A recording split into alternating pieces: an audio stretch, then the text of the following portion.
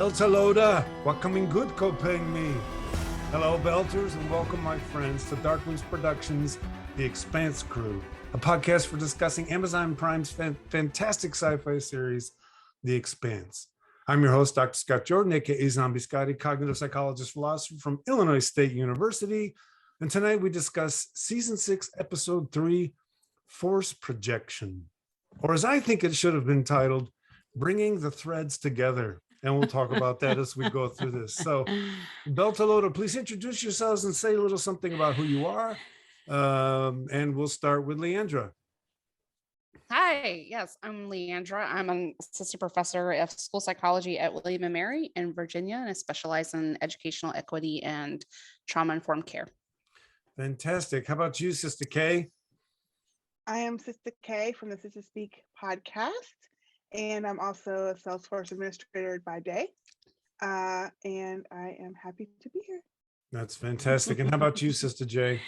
I am Sistah Jay. The J is for Jennifer. I am also of the Sistah Speak podcast universe. Yeah, I like that universe. No, I own a little plot of land in that universe. You know that. But I'm a retired lawyer and a crime fiction novelist. That's fantastic. Write pretty stuff. That's all, and I've read some of it, and it's really, really good. I highly recommend everyone go out and find it. It's bloody. It's sexy too, dare I say. I mean, it's Game of Thrones. Oh, I'm all about that sexy sci-fi. There you go. Oh, mine's about murder and slashers. Oh, murder. Yeah, that works too. Crime fiction. Yeah, it's pretty grisly too, dare I say? Is that okay? Yeah. I mean, when I read it, I always tell grisly people stuff. it's very explicit. If you don't like to read that stuff, don't get it. Don't read it. No, but I thoroughly enjoyed it. Thanks. Hey, I have a first for us tonight. We actually have some viewer mail, viewer response. A gentleman by the name of Alex Bracht posted on the YouTube channel. Awesome panel. Thanks. So, Oh, that's Alex, very sweet. Thank you so much for writing in. That Thank justifies you. another 300 hours of work on my part to keep the Yes, it podcast. does. And Very you know, nice. Yeah, it was very nice of him. And, you know, I like to share a little bit of a story or something before we start. I just want to share this picture of my Christmas tree because it got invaded by proto-molecule. It's beautiful. It does look like it, though. I tell you what, all it really is all that stuff I had for the Miller cosplay. I just took the lights off and put them on the tree, right? So it all worked out. I gotta tell you guys, I love this show. I was watching this episode again for the second time, and I just can't get over how good it is. So here's how we do this. You know, we all pick a favorite scene, favorite line, whatever we want to do. We describe it to everybody uninterrupted for a little bit, and then we all riff on it. And then by doing that, I'm sure we'll get to the bigger points of the story. So who wants to go first? All right, I got a question. I got a question for you guys then. I had to watch it a second time to recognize that there was a new ring being built. Oh, no. At the very beginning of the episode. Mm-hmm. Right. You know what I'm saying? Because then they saw the shuttle drop from the ring down to Laconia. I assume that's what it was, right? Mm-hmm. Any thoughts on what that's all about? Well, it's I thought it was very interesting that they showed that at the first scene, because the very last scene is the same thing about it. Because the very last scene, Marcos is getting a message from Medina Station, and I don't know where that is. I kind of keep track of who's on what ship and where things are located, and that's the first I've ever heard of Medina Station. But anyway, and he says something about talks about the Lacona ring. The Lacona ring gate. That's what he calls exactly. It. And then Marcos is grinning, and I'm thinking, oh gosh. What does that mean? You know, that's what I love about the show. It's always worth watching again, because then you recognize, you know, when his XO is trying to say to him, hey, I'm a little concerned about all the ships that the Earth and Mars are building, and he goes, I'm not worried about it. Well, he's building a damn gate. Of course he's not worried about it, right? So you get to experience those lines differently when you watch them the second time, because you kind of knew what he was after. What puzzled me is, and I wrote it down, it said that whoever the guy is that he's talking to on the Medina station, he said that they received Laconia Ring Gate. Okay, so evidently when it's dropping at the very first scene, maybe that was Medina Station then. Yeah, you know what I'm saying? I was confused with that. I think Medina is the station that, oh gosh, what was the name of that big ship that Fred was building for the Mormons? And they smashed it, and they took that over, and that's what went into in season 3. I think that's what went into the gates first, and I think that it's now still stationed inside the rings, but I think they call that the Medina Station. So it's like series now. It's like a way station between. I think that's what that is. I'll have to go back and look because yes, they did take that that big ship they were building for the Mormons. Yeah, they confiscated that. So, and I think there was a big thing about the Belters owning that, if I'm not mistaken, right? So yeah. All right. Anybody else? Favorite line, favorite scene, favorite character, favorite conversation? My favorite line and my favorite scene was, although there was a lot of cutesiness between Amos and Bobby, but my favorite was Drummer. I just love this character, but I love it when the other 2 Golden Bow ships, contact her and say, "We're with you. We used to be Golden Bow. Now we're with you. We're ready to fight." And she says, "Good, because I'm ready to fight." I love it. That is my favorite right there. All right. I think I was relieved by that because there's a little part of me that was like, oh, this is going to be a mistake on Drummer's part. Like she's going to end up cut off, or like she's going to have to like lose her identity as a Belter and like join the inner. And like when I saw that, I was like, nah, she called it. She was right. She's going to get what she wants. And that was a very satisfying moment. Don't you think they're going to go and raid all of his supply depots? Marcos thinks he has all these supplies there. That's what they're going to do. Because go ahead. They're pirates. I think she's going to go down like a pirate too. I don't think she gets out of this alive. I'm just saying that because it's consistent with her. We're going to go into the middle of it. Drummer. I know I love Drummer too, but I'm just saying. Don't be putting no heebie-jeebies on her. Someone has to lead the belt, man, and that's her. Like she gets to lead the belt after this. I don't, she could. And that could be how it works out. I'm just saying, there's a vibe I'm thinking about, So in that same, go ahead. Would not double cross her. I was just like, ooh, it was so quick, and they seemed to come to an agreement. But then I was always suspicious, like, I hope you're still watching him. I hope you still have some kind of detection to see if he's going to spin up any of his missiles or do something. I don't know. I'm still suspicious a little bit.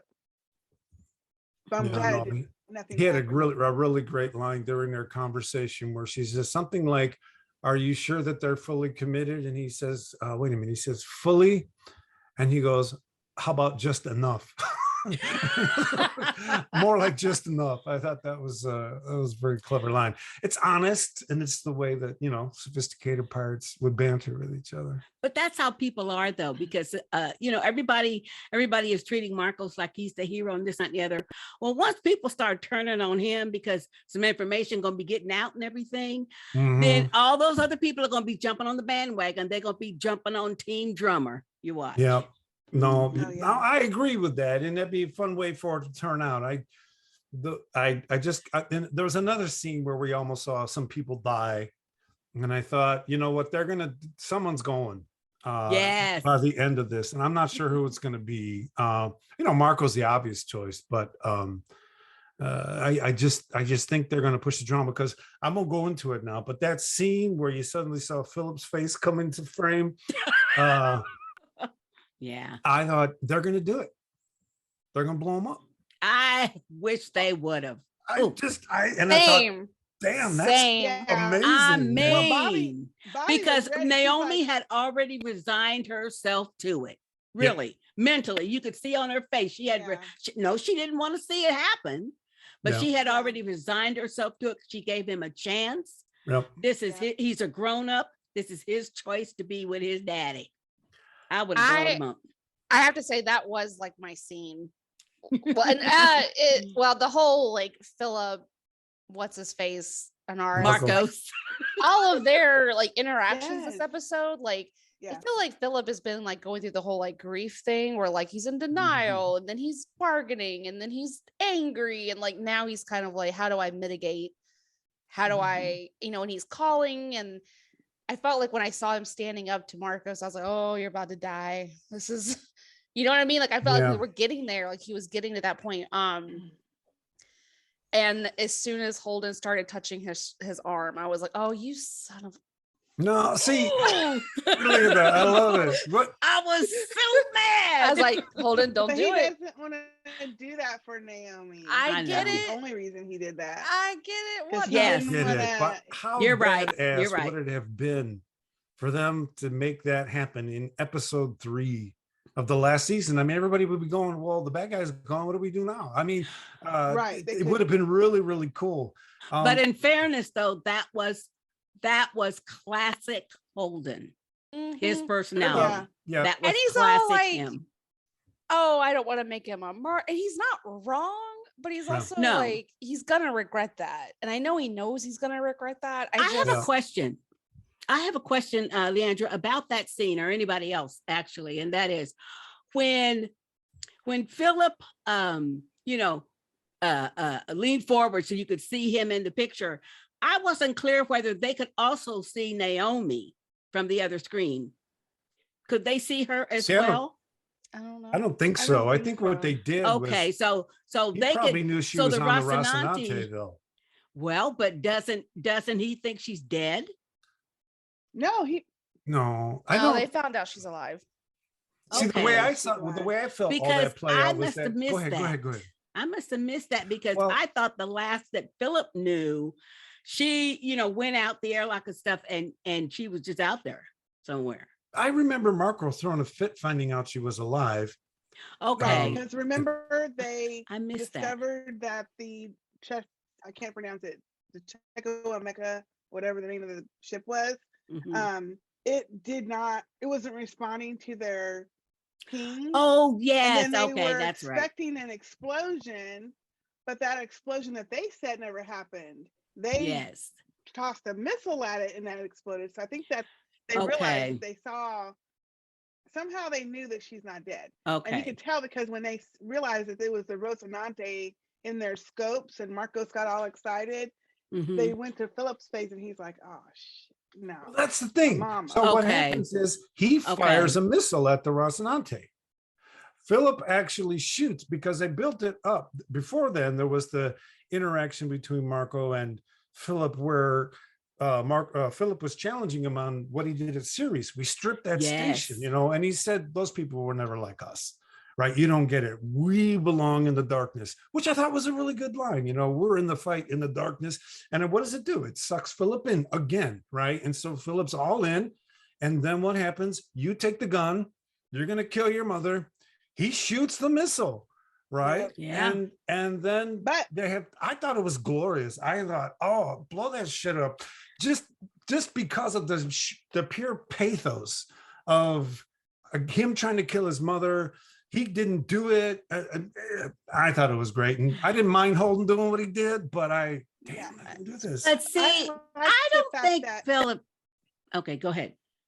Well, I was going to say, back to the Philip and Marcos thing, when he was challenging his dad and he was all upset about why do we leave them?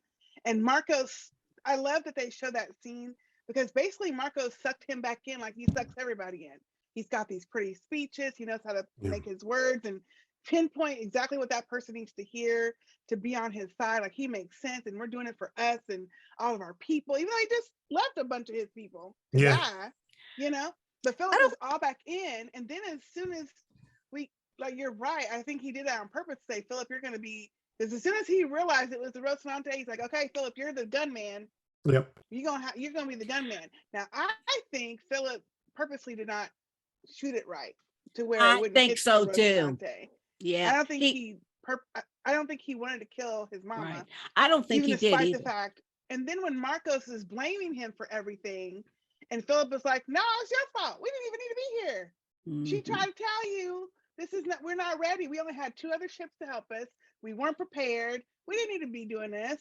And he stood up to him. I really like that scene because it's like, okay, if he's doing it, and of course he has the freedom to do it because he knows his dad ain't gonna kill him. But he did it in front of everybody. Yeah. Open. Well, to me, Philip was not going to shoot his mother, but also just the way his face looked, he was standing there during the conversation with Rosenfeldberg, whatever her name is, and Marcos. I can't think of what her name is. And Marcos, when he first wanted to go after the Rocinante, and the first thing he said, but they have a rail gun. Yeah. Philip, he looked like that. So he knew. I love that rail gun too. I love those scenes when they pull out that. Anyway. Yeah. So what you're saying is that you guys believe that Philip fired the missile and he knew that they would be able to destroy it. Well, or to maneuver around it, because that's what happened. Yeah. Because I saw no data to indicate that Philip did anything other than press the fire button. And then it was the Rocinante crew that destroyed the missiles. That's true.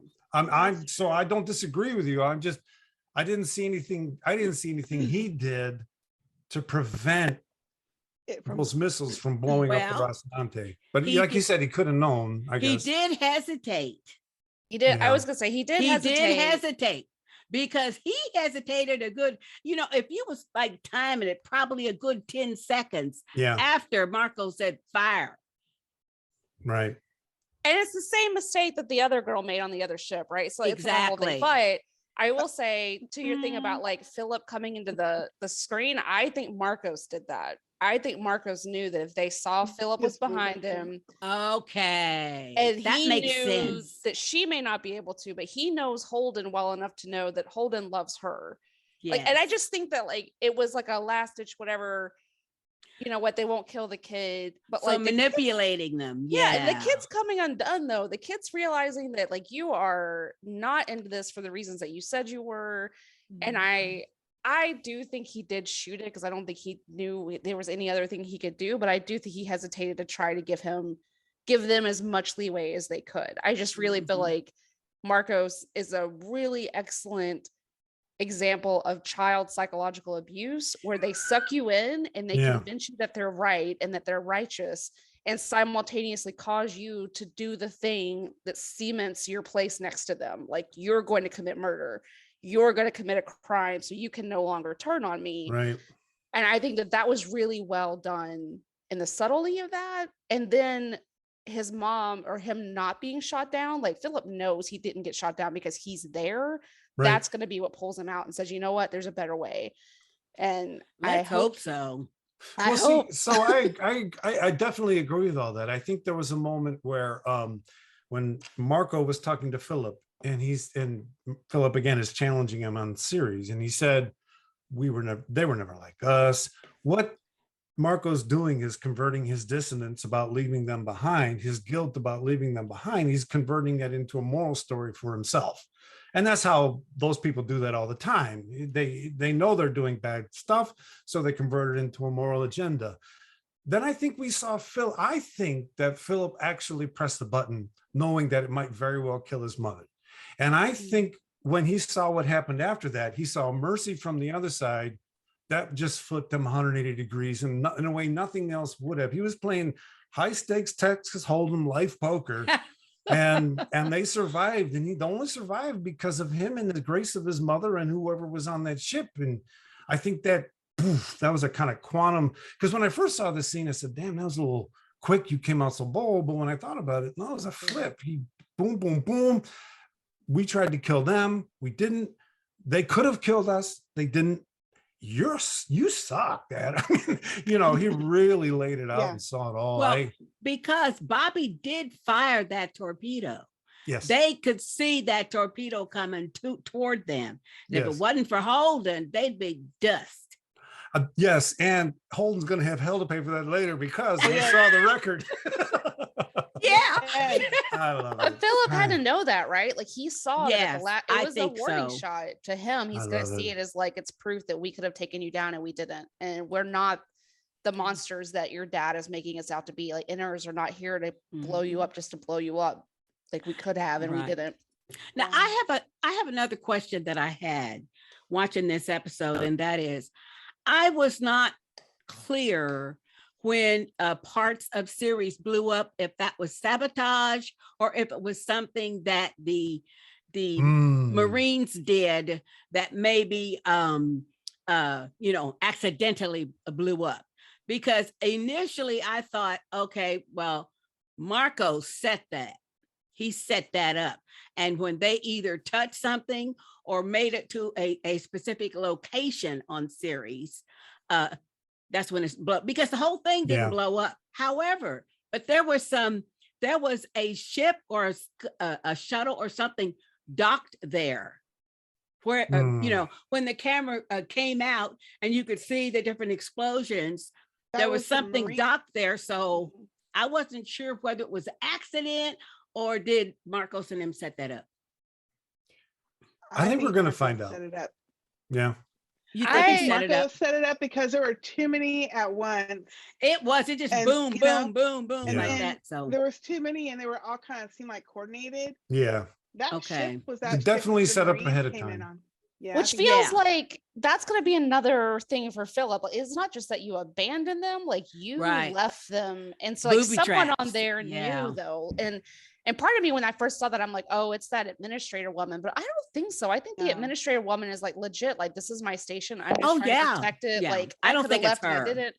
So what did he ask for though? Where the one Marine was like, hey, where's your epi something? Where's your Epigen? What was he asking about? What was he running off to go get?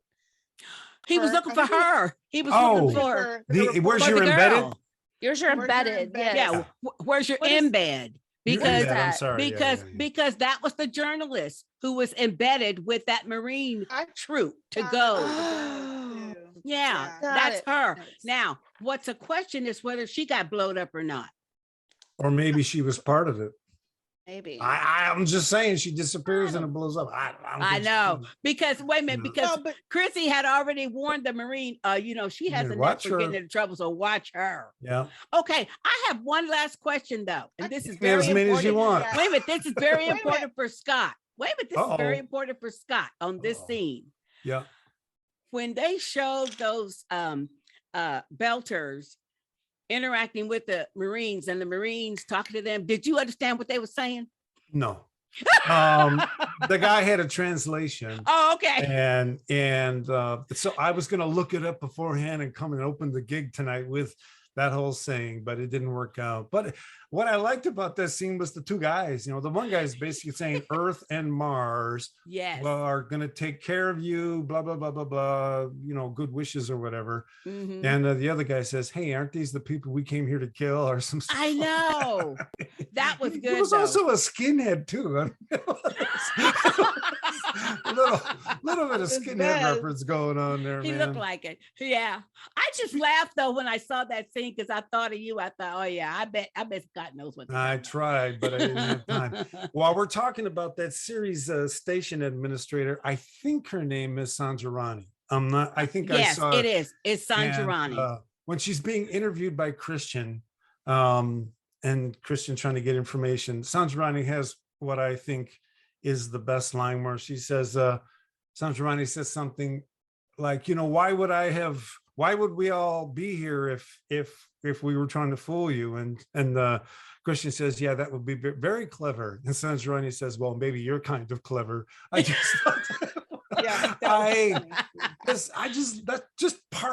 parse. She's not a politician. This gets to Leandra's point earlier, right? She didn't set those bombs. She's taking care of these people. Okay. She's not an administrator, not a politician. Yeah. And the writing again, it's maybe you're kind of clever. Right. And she's the one that objected to Marcos taking Philip out of prison, out of the bridge. Yes. She didn't like that. Yeah.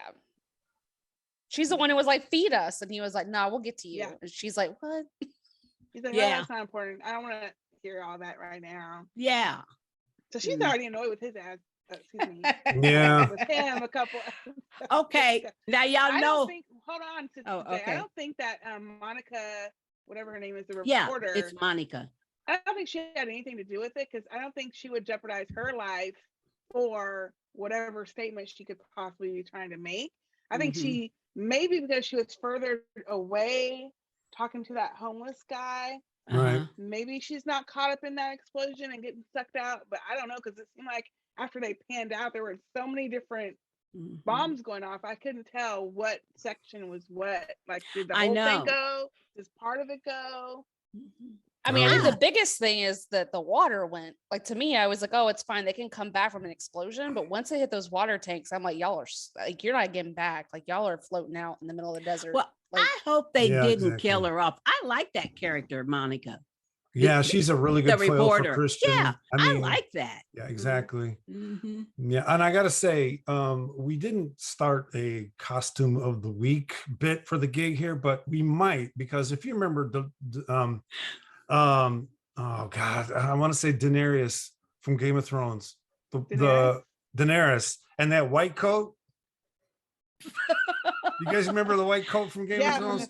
Okay, Christian's purple outfit, purple leather. I know. Lord have mercy. I would wear that in a heartbeat. I swear to God. She always looks good, though. She does. She always. Oh my gosh. Her armor is amazing and well done. I don't know who said that last time. I think it was Sistah Kay.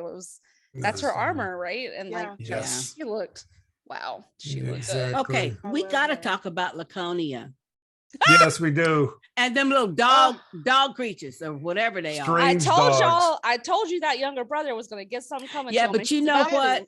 Now, if this goes the route of Pet Cemetery, I'm out. I'm just going to tell you right now, Scott. You know it is. Yep. It already, you know. But that's the first thing Adam said. He was like, "This is like Pet Cemetery." Pet Cemetery. Yep. Maybe I should. And that little bird walking up even looks different. Yeah, it's all gray.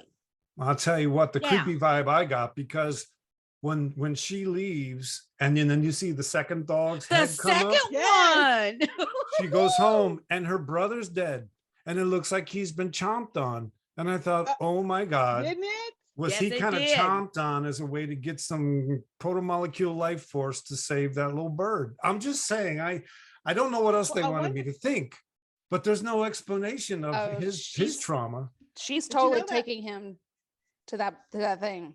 Yeah, she's taking him to the. Well, you know. Oh yeah, she's gonna take him to that thing. She's saying to her brother not to follow her, not to follow her, not to follow her. So I was wondering, did he actually? Well, we did see him run off with the other little boy, but I wonder if they somehow got in the woods and got. But didn't you see that other little boy was in their house, standing over there by the teacher?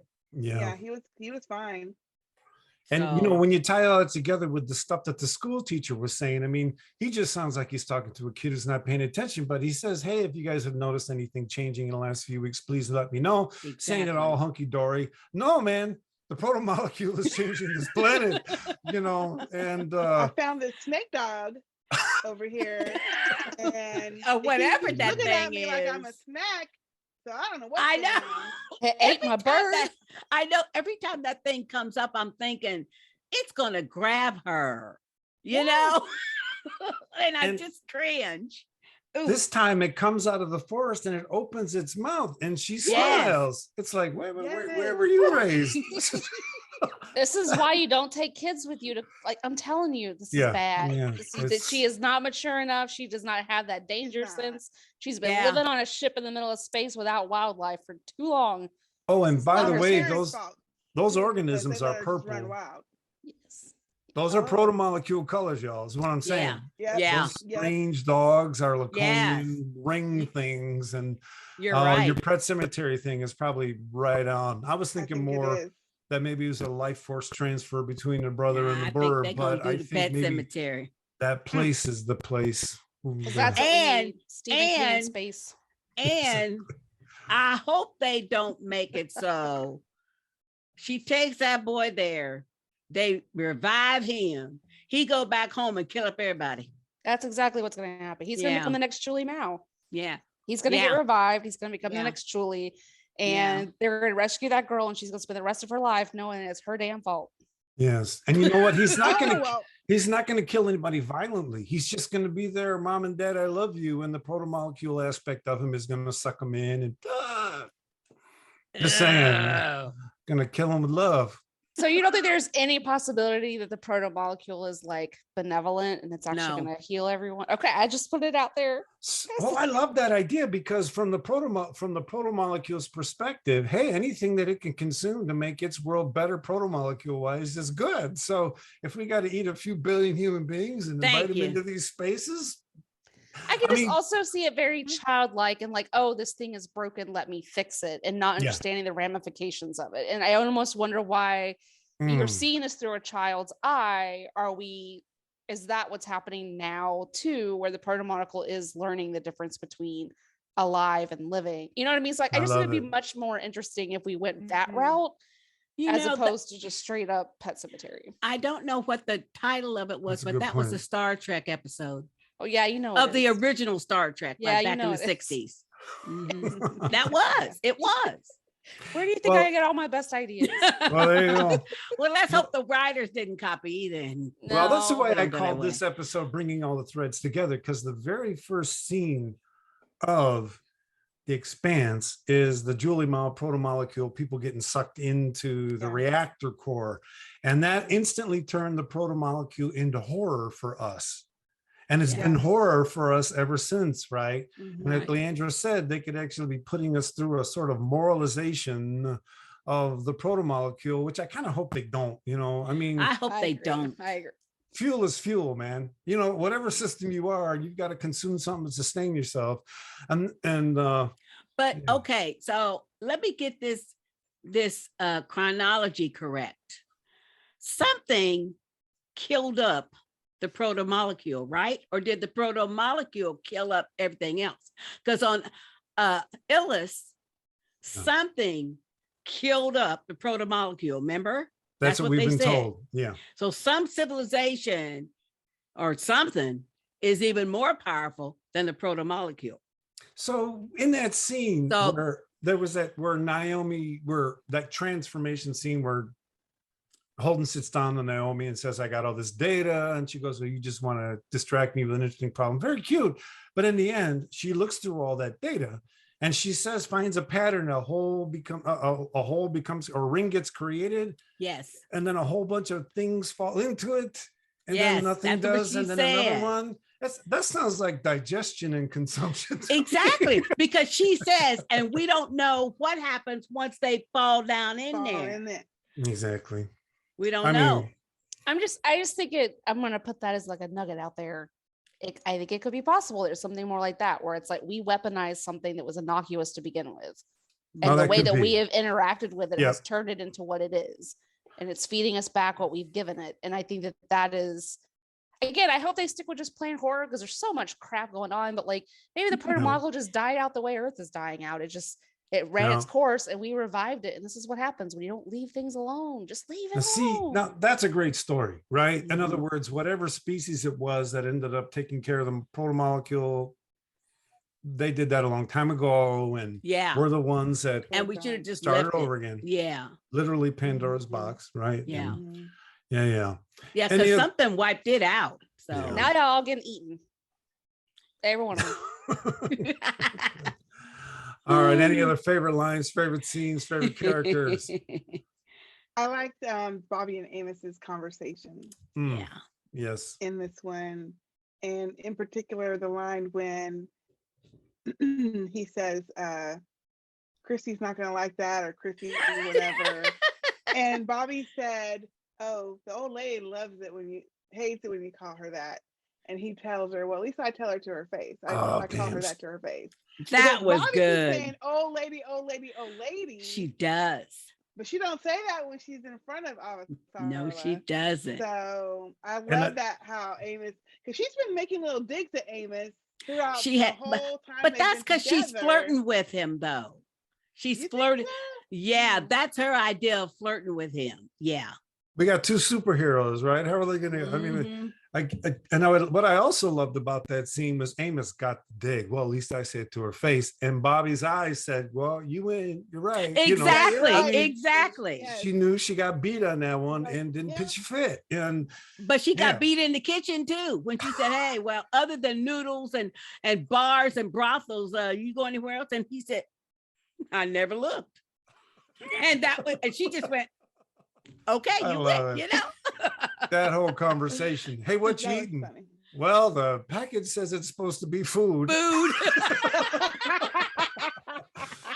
And I got to tell you, that whole scene when Prax calls and he says, they're creating a plant that mimics the proto-molecules harvesting structure. And then he goes and all this stuff. And Amos just kind of looks. Yeast or something. And Amos says, hey, give him a second. He'll get to the point. I just love that. I love that moment too, because it was a good, like, oh, here's this minor character, not really minor, but like now it's minor character, like gets come back and like say whatever. And like you remember that like their impact is way bigger than what you're seeing this season, right? Like there's a lot of other characters that are still floating around out there. Yeah. Well, that's why I kind of call this. Go ahead. Well, I was going to say, and he did mention his daughter, so we know she's okay. Yeah. That was nice. That was a very nice thing with the writers to do, to say. And they clearly love each other, Amos and this guy. Like they clearly are family. You know what I mean? And like it's like, I miss you, and I'm like, oh, I know, that was so nice. I'm gonna miss you too. Well, but you know, well, that's why I called this episode. Oh, go ahead. Say it again. Yeah. Amos has a soft spot for kids, and I remember that season when it became, let's search for this little girl. He was like, yeah, okay, we're going.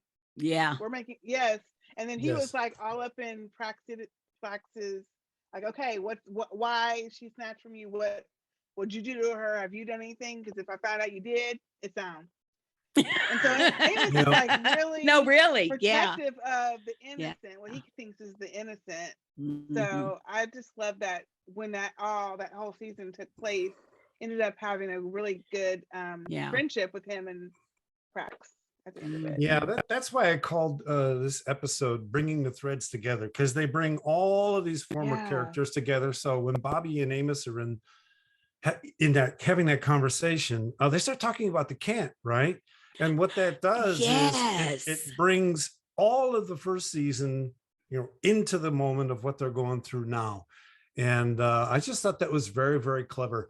When Prax shows up, it's bringing that season 2, season 3 vibe into where we are. Yeah. And they just kept bringing all the different seasons in to this episode, because we're going to end in 3, but it felt completely natural.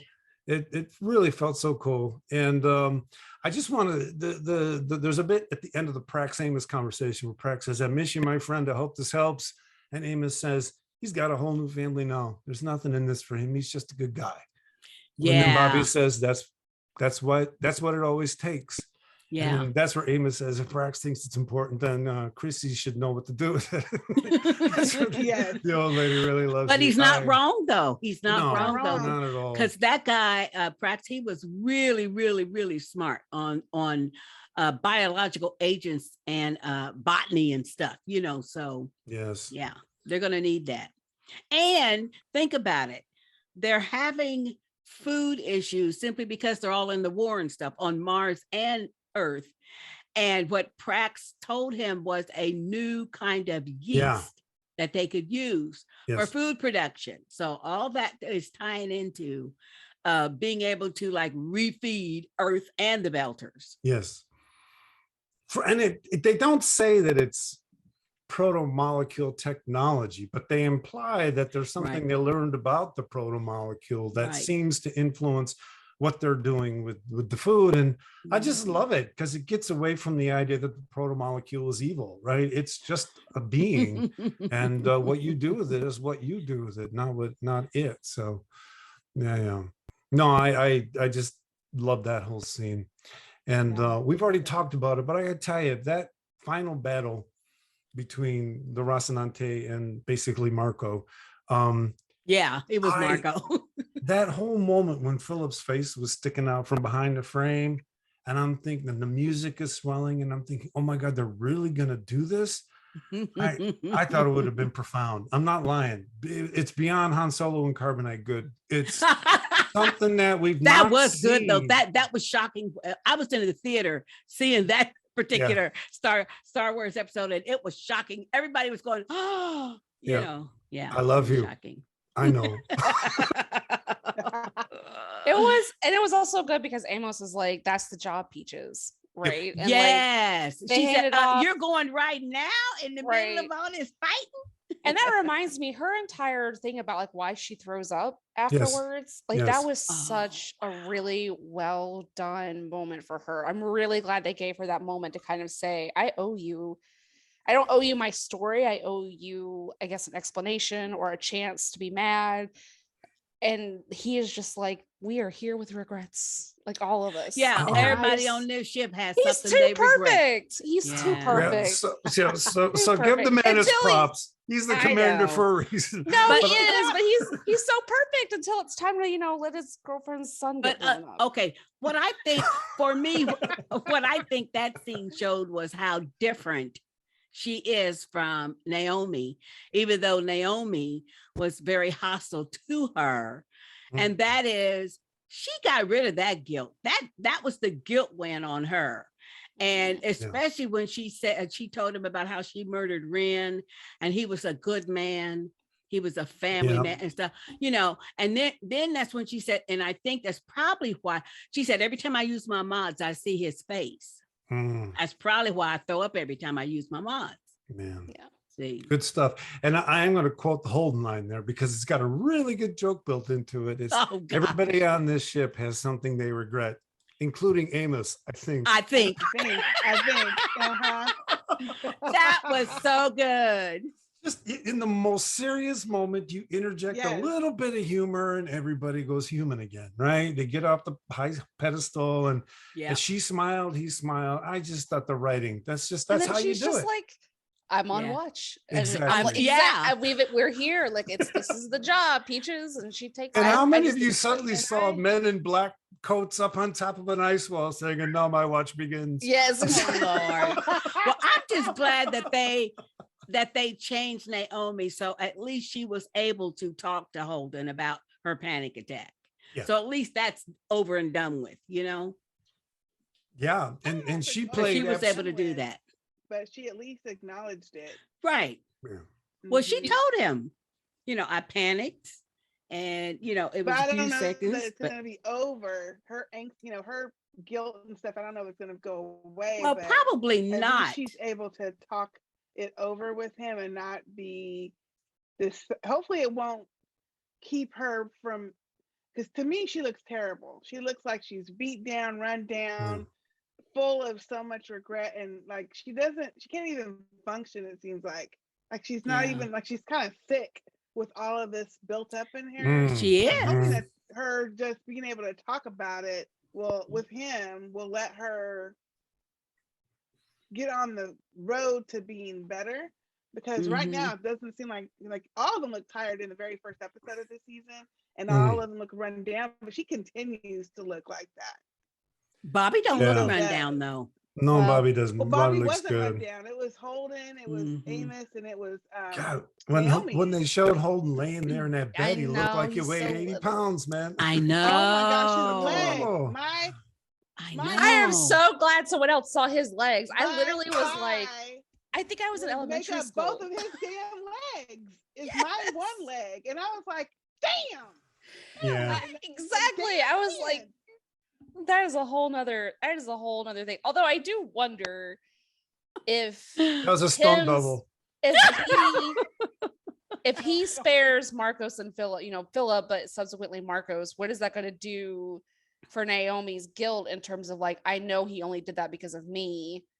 Like, I don't know that this is Holden helping. I don't think he, like, in the long run, is this really going to help the situation with She's going to know it's because of her. Yeah. Right. Well, it's what I'm saying. Like, once they find out it's not a malfunction and it was purposefully done, then she'll definitely know.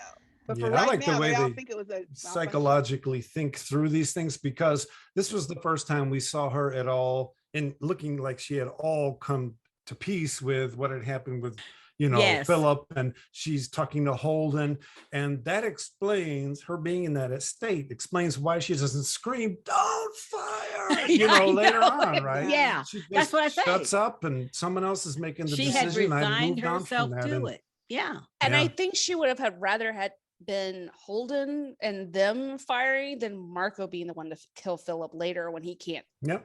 Trust him anymore.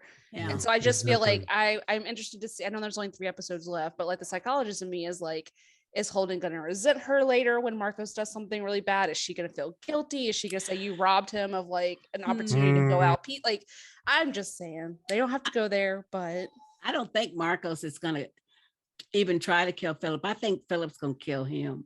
I hope so. I think it's going to be the XO. I think that woman is with this guy. She has. She's just going to arrest him and put him in the brig. And those looks she's giving him. She's she did not like the fact that he went on and chased after the Rocinante because, we got 3 ships. Come on, we're going to get them now. And, and that first little firing, I mean, one of the ships was disabled. Yeah. Period. So he was out of the water. And then, with the rail gun and everything, the other one, we don't need them. Yeah. And then when Philip chews his dad out, his dad really acts like a child and really goes binary. Go to your room. He looks up at his XO and she just looks down at him. And in that moment, it's over. Yeah. It just took that one look. He's done. Yeah. He's no longer her leader. Yeah. She's gonna kill him or arrest him. I'm not sure what it is. That's a good point, though. That's a good point. She's done with him. And then like I said, she's gonna join Drummer and they're gonna take over the ring, and that's gonna be I'm just saying. So you think universe. Rosenfeld will join Drummer? You think? Oh, hell yes. In a heartbeat. I think she has a bigger idea than Marco. Like Marco is very I think I also love that actress. Like ever since she was in Tin Man, I've always loved her. And so I can't believe that they would she was in. Yes. And I just can't believe that they would bring her in to continue to be Marco's side piece. You know what I mean? Like, I think that I can see her and Philip being like, okay, so listen, your dad. Now you raise a really good point, because if they'd have killed Marco, they would have killed her. Yeah. So I like the idea of Marco dying in the next episode and then her being around with Drummer later on, right? Yeah. Because I was really enjoying the idea that they were actually going to kill that ship. I'm not enjoying it that's awesome, but enjoying it as a writer. It's like, damn, that's intense, right? And the music matched exactly what I was feeling, y'all. They did all that on purpose, to make me feel like it was going to happen. And it worked. I'm fine. It did. But I would not have minded if the ship had blown up. As a writer, not as a human being, but as a writer. Yeah. I think everybody is, from what I've read, like on different little things and everything, I think a lot of people who are fans of the Expanse, they're really tired of Marcos.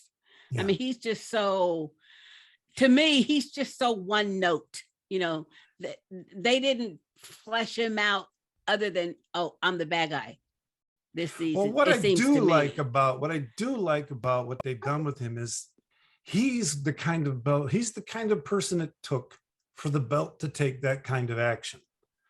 In other words, I like the way they're letting different types of people play the kind of roles different types of people play, instead of everybody saying, oh, you did it wrong. Oh, you're right. I got to do it right now. No, people do people. He's doing himself, and it's up to them to say, okay, you got us through that part, but no, you can't take us from here. You go to the Grey Havens, you're done. We're gonna, we're gonna take care of him here because you don't know diplomacy. Diplomacy is what we need now. He'll never step down. So at some point, he's just gonna have to go. But that's just like in the real world, though. He's a one-note character, though. I think they have built some depth with him. It's just not very deep. It's about that deep. No, we're with you. We're with you. They built layers for him because he has this ideology that he believes in from when they were both young. He just he kind of went a little bit too left with it and doesn't care, because he's like, now it's everybody else or me or my people or who I care about. And they also have shown that he also brings his emotion into it. As much as he tries to act like he's emotionless and he doesn't have he's so caught up in his emotion. That's why half this stuff is going on, because he's trying to get Naomi back or get back at her for leaving. So it's all of that is built into who he is. And I feel like that is showing more than just one note to his character. And right when you think he might be getting a little bit of somewhat sense, they bring it back to, he just don't give a rat's about anybody. It seems to me all they show with him is being selfish. He selfishly does everything that he wants to do. He doesn't listen to anyone else. That's just. Is that what a dictator? Yeah, well, that's the thing. But to me, that's one note. To me, that does not show any depth. It doesn't show any growth in his character arc at all. He does exactly what he wants. Damn the consequences. And the only reason he said withdraw, and that's because he wasn't sure if that was a dud torpedo, right, or he don't know hold and disarm the thing. Right. Yeah. I think when you have, you said this is like the real world, and when you have characters that are willing to tell people to murder millions of people, they tend to be one note kind of folk. And there are people like that, in the world right now living that we see. No, Hitler's committed suicide. Well, yeah. Right? So, I'm not saying they don't exist, but I'm just saying for this show, for as much as I like the show, I'm tired of him. Well, I think part of it goes back to what Scott was saying too. And we saw this too on Snowpiercer, where like people have the role that they play, and there's the revolutionary, and then there's the leader. And I think Marco was an in-depth character. When you first introduced Marco in the series, he's intriguing. He's mysterious. Maybe he's right. Like his interactions are much more nuanced, but now he's in a role where like he doesn't have room for that, and he's falling apart. Like he relies on people not knowing who he really is. And that's why you only see this narcissistic, lost version of him. And so, I agree. I think there's more to him. I just don't think in the role that he's trying to play, right? He's just not good at it, right? Well, you're right. He's not. He's not intelligent. Like Naomi was the intelligent part of that duo. Definitely not the smartest person on the ship. No, he's not. But he is the cruelest. He is the most capable of violence and persuasion. And the thing is, the only reason he got into that position is because Belters wanted him to be in that position. Absolutely. Because they were tired of being the ones poo-pooed on in their eyes all this time. So he was doing it for the people, but in the same breath, he's letting them people die. But it's just like in the real world. Now that he's gotten to that position, he's like, oh, okay, I'm just going to preserve my spot. I don't care about y'all now. I'm here now. Thank you for getting me here. But now I just want to solidify my stuff. But those Belters are like any other group of people. And that is, they want change and they want things done, but I don't want to do it. Oh, he's willing to do it. He's willing to be the leader. Yeah. Let's elevate him.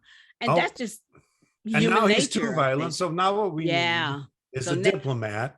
Yeah. And that's where Drummer comes in, right? And what I like about the show is just people are people, they do themselves.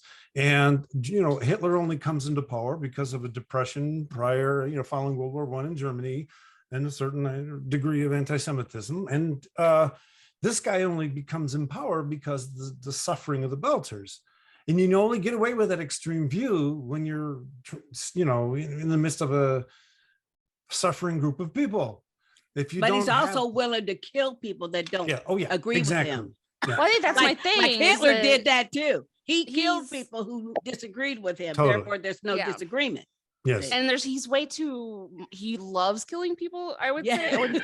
And I think too, like he has to have an enemy. Like he's the kind of person that, so like his circle around him is always going to continue to get smaller because once he takes out one, someone else has to step up to be the new target. And so that's why I think that he just, I don't know. I think I have to tell you, I'm watching The Sopranos right now, and it's very much the it's same exactly vibe, what right? happens. You have to always have an enemy, and that's what narcissists do. They target, they find that one person who they consider to be the end. Now it's the Belters who weren't Belter enough, and like it's always going to be like that. That's why they got to kill him.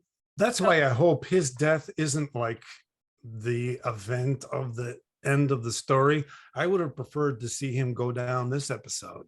Right. And then let's see how they deal with how do the Belters deal with having supported him? How does Earth deal with what it brought onto itself by treating how do they all try to deal with that? That's worth 3 episodes. Chasing him is not. Yes, I agree. I agree with that. Let me ask, what season are you on Sopranos? I think we're in season 4. I swear to God, my wife was watching it in like season 1, and I sat down and started watching like episode 6 or 7, and I just sat. and we watch it every night now. I gotta tell you, it's really good. Someone told me it was the first, because my thing is I love Breaking Bad, right? And somebody says, yeah, fine, you love Breaking Bad, but The Sopranos was the first. And I gotta tell you what, it's a different story, but it's The Wire was the first. Yes. Yeah, I've seen the first The season. Wire was the first. Yeah. Well, Deadwood, come on. I mean, Deadwood's good too, but The Wire. Whew. Yeah. Anyway. Okay. No, I love it. I mean, because these writers who get it, right? They bring these diverse characters who do themselves, they get in the mix, and things happen. So here's the thing. We're watching this show, and I talked about this before, and suddenly all of these main characters are like back in the milieu with each other again. Yet we don't say, hey, how'd they all get together again? What? This is unbelievable, right? The writing is so good that we have no doubt why Bobby is on a ship with Peaches and Amos, and we have no doubt. The only part that was like, what, is when they sort of accidentally run into the Restaurante. Yeah. You know what I'm saying? They just accidentally ran into them because they were on their way to Ceres. Right. Yeah. I don't care though. Because I did like that. I did like that encounter though. Because once again, I mean, it shows how blindingly selfish he is. Exactly. And exactly, I mean, Philip is the one that told him when he had the nerve to say to Philip, you failed. And when Philip said, oh, no, you failed. Your pride did it. Yep. We didn't even have to encounter them, but your pride did that. When you're hearing him say that, you're hearing Naomi's voice. Yes. And I'm sure Marcos heard Naomi's voice too. That's probably what made him mad. I love it. No, exactly. And that kind of, Jen, that makes you think, oh, Naomi's trip to catch up with Philip, that was a plot device to give us Marco his demise, right? Because his demise is going to be psychological. I mean, he'll die at some point, I suspect, but all of that was for that moment of payoff. Naomi had to get to Philip to kind of give him the backstory of what really happened, had to kind of twist his world a little bit so he wasn't just seeing it from, Marco's perspective. Yes. And it paid off. That scene, I'll tell you what. Yeah, that was strictly his mother. Yeah. He would have never done that on his own. Yeah. No. His mother and a bomb that didn't go off. I was going to say, but nothing like almost being obliterated will change your point of view. Yeah, never had that happen yet, but I can imagine I would cook a different flavor of pancakes if suddenly I almost died. All right, anybody else? Any questions or thoughts, comments about the show? The one thing I do want to bring up is Avasarala, when they did find, when everything did blow up on Ceres, and her little, whatever that little guy is, little blondish guy, I guess, who was saying, we don't have the supplies to take care of these. Yeah, that guy. Supplies for ourselves. And she was like, well, we're in it. We're here now. If we let these people die, then we're no better than what Marcos is fighting for. We're no better than, and it kind of made me think of what you just said, where the consequences of where Earth was politically and where Mars was, and no one really paying attention to what the belt was going through, what they were dealing with, has now come around full circle too, because now she feels obligated to protect these people that they originally didn't care about because they weren't citizens of Earth. Good point. So I don't know, I kind of like that too.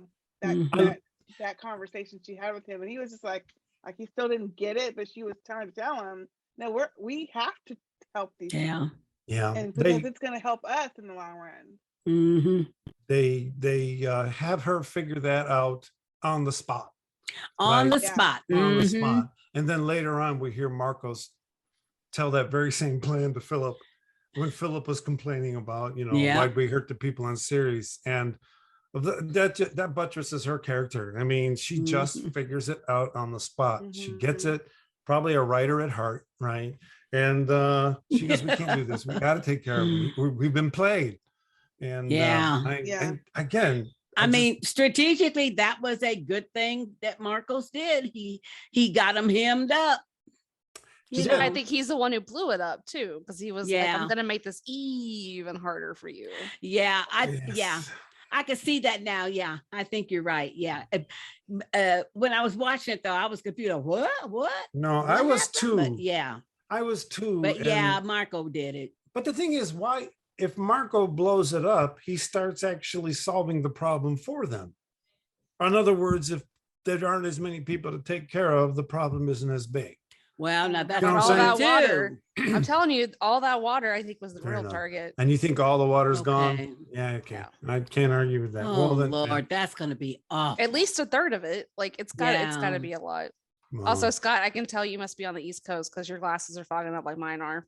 Oh, it's humid here. It is humid out here on the East Coast. Really? Yes. Are they fogging? Mine have been fogging the whole time we've been talking, so I keep taking them off. That's so funny. I thought it was just my cheap plastic, but I guess no, mine glare too. So okay. I tell you what, when you come from the Midwest to they got fog. Come to this humidity, you don't know if you're sweating or if you got a fever. It's the same. It's the same. Your body's doing the exact same thing. It's just sweating it out. Exactly. It's just we've had a very hot and humid holidays. We've had 80 degrees ever since Christmas every day. Every day. And today it was cloudy though, but it's been like bright sunshine all week. It's our humidity is pretty high at 66% humidity.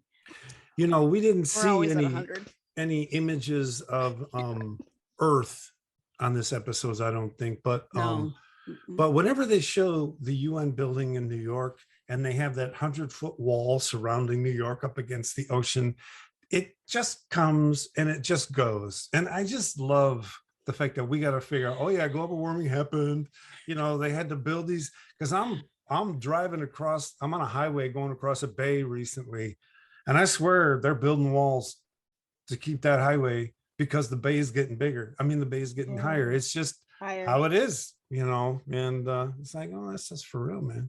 We have an entire, so Hampton, so I'm in Williamsburg, and then there's Newport, and then there's like Hampton right on the Chesapeake Bay, and it is legit sinking and rising at the same time. So like, wow. Yeah, that's why we moved this way. We moved back in. Yeah, but you know what? California been sinking ever since I was born. So that's true. You know, and it's still there. Like at the actual point where they're going in and dragging up the seabed. And Mexico is actually built on a marsh. So I could see that. You know, but it's that's what Williamsburg is. Williamsburg is basically a marsh that we're all sitting on top of. But yeah. So but I mean, like I said, it's Virginia Beach is like dredging the ocean floor and bringing the sand up to try to beat back to try to keep things. We from people sinking. in the Midwest, we're gonna feel like the Belters when the West Coast comes for our water, man. For real. I mean, they don't have any. I mean, you know, and you know, if you can get the salt out of the ocean, maybe, but Lord have mercy, it's okay. We won't talk about that apocalypse right now. Yeah, let's not. What we'll do is say, hey, so that about wraps it up for tonight's episode. Thanks so much for everyone for tuning in. Expanse crew members, please tell the audience where they can find you on social media, and we will start with Sistah Kay. We are, just look up Sistah Speak. We're on YouTube, Facebook, Instagram, Patreon, everywhere, basically. Fantastic. And how about you, Sistah Jay? Same thing she said. See how I did that? Just made it easy for everybody. Exactly. Thank you so much. Working hard here. I don't how about you, Leandra? You can find me on Twitter at Parris Leandra, at Paris Leandra. Fantastic. And you can find me on Twitter at @dark_loops. You can find all episodes of the Expanse Crew at the Dark Loops Productions channel on YouTube. If you'd like to leave feedback about this episode, please do so on this YouTube page, or send a message to darkloopsproductions@gmail.com, and we'll be sure to read it at the end of our next podcast. So there it is, from all of us to all of you. Big hugs. Thank you for tuning in. See you next time. Bye-bye. Bye.